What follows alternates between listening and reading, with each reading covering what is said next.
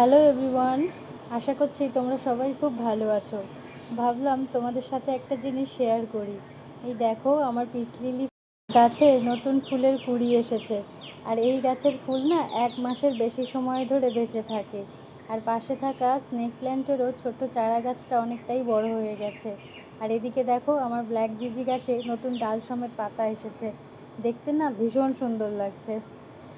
আজ ছিল রবিবার। সকাল সকালই আমার হাজবেন্ড রঙিন মাছের দোকান থেকে দুটো মাছ কিনে নিয়ে এসেছে, একটা ব্ল্যাক অস্কার, একটা অ্যালবিনো অস্কার।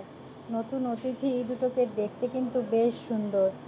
আজকে রবিবার মানেই একটু স্পেশাল রান্না তো হবেই।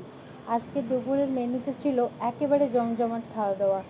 ভাত, ডাল, রুই মাছ ভাজা, চিংড়ি দিয়ে মোচার ঘন্ট আর চিংড়ি মালাইকারি। আমার কিন্তু চিংড়ি মালাইকারি বেশ ভালো লাগে। তোমাদেরও আমার মতো কার কার ভালো লাগে কমেন্টে অবশ্যই জানিও।